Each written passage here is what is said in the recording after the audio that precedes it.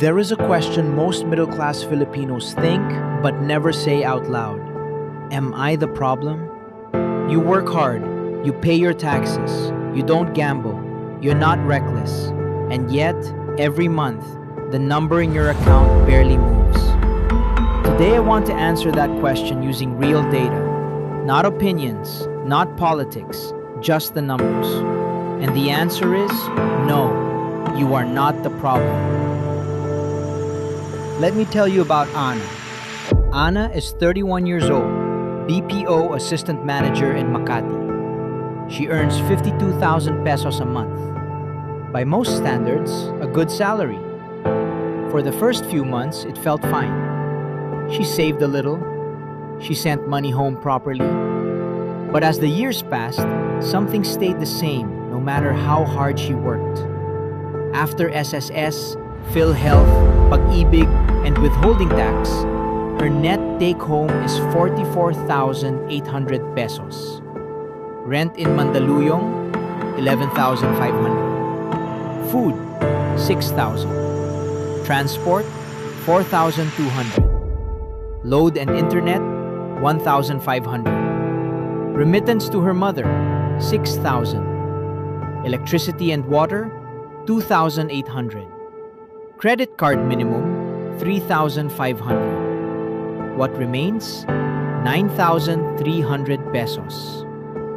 1 month, her mother got bronchitis. Medicine, checkup, grab ride back and forth, 4,800 pesos. What remained that month? 4,500 pesos.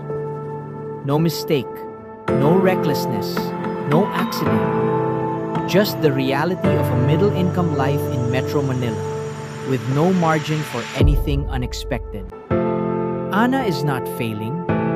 She is trapped inside a system she doesn't fully understand. And as long as she doesn't understand it, she will stay trapped.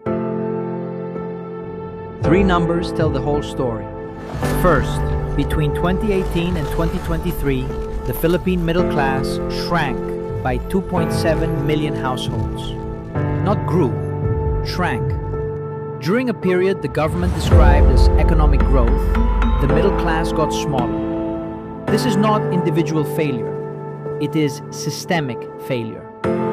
Second, real wages, adjusted for inflation, are lower today than they were in 2018.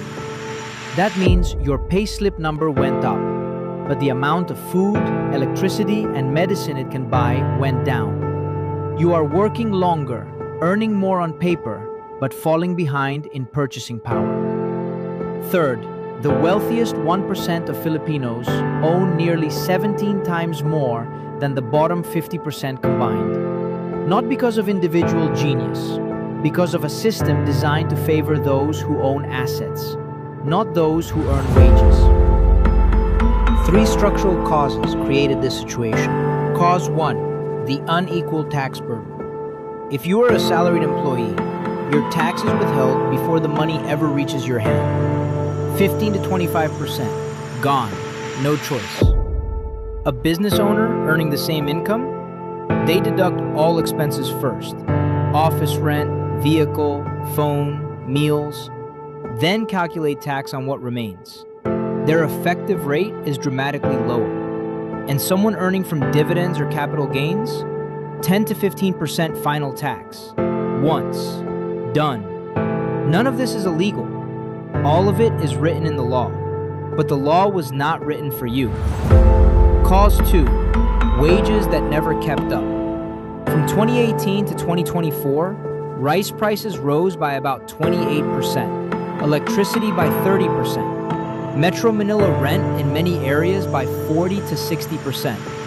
The NCR minimum wage over the same period, roughly 18%. The 3 things you cannot choose not to buy, food, electricity, shelter, rose at twice the rate of wages. You are not imagining it. The arithmetic is working against you. Cause 3, concentrated land and wealth ownership. Metro Manila land is substantially held by a small number of families. Land they bought in the 1960s and 70s for almost nothing. which is now worth hundreds of times more. Not because of anything they built, because of the economic growth that you and I created through our labor and our taxes. The rent from condominiums, commercial spaces, and subdivisions flows back to those families, not to you. This is why being middle class in the Philippines feels like swimming against a current no matter how hard you stroke. I am not telling you this to make you angry. I am telling you because you cannot find the exit from a cage you cannot see. Most people trying to sell you the exit are selling the wrong one. Fast money schemes, pyramid recruitment, investments that always seem to work regardless of the market. The real exit is not fast, it is not exciting. It is the careful, deliberate use of instruments that already exist inside the system, while understanding that the system was not built to favor you. On this channel, that is exactly what we do. Every video covers one piece. Here is what Anna did in 2 weeks after understanding all of this. She discovered she had never activated her PhilHealth Consultant benefit, which gives free primary care consultations at accredited clinics.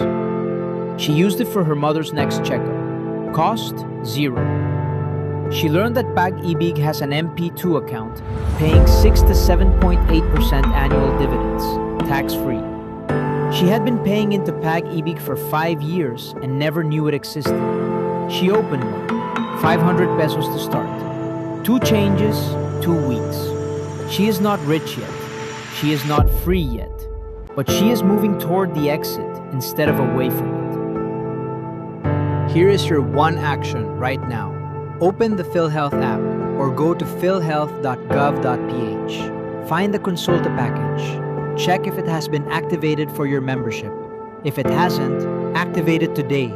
That is the first peso you have been paying into the system that you can take back. In the next video, we look at why rice, electricity, and rent all got expensive at the same time. Each one has a specific cause with a specific name. And understanding those names changes how you see every bill you pay. Subscribe now, not for me, for Anna, for the version of you that is still here a year from now, working the same job, living the same life, but finally moving in the right direction. See you in the next one.